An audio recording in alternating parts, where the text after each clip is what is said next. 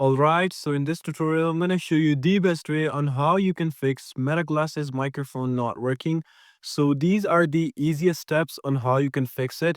So first of what you can do is just restart your Meta Glasses and your phone. What this does is just give it a soft restart and also your phone, so it makes sure the Microsoft is microphone is working again.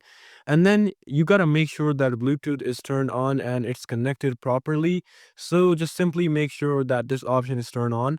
And then you gotta go to the Meta View app and then go to settings. And after that, just check your microphone permission allowed. If it's allowed, then you're good to go.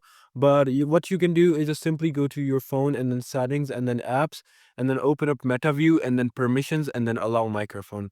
After that, what you can do is just clean the microphone holes gently. And you can also, clean the dust, because dust can block the sounds. After that, update the MetaView app and check the glasses firmware, and try disconnecting glasses from Bluetooth and then pair again. And then try using glasses in a quiet place where there's no noise and everything. So yeah, these are some steps, and if it still doesn't work, restart the glasses from the MetaView app and reconnect. So yeah, this is it. I hope it actually helped you out. I'll see you soon in the next one.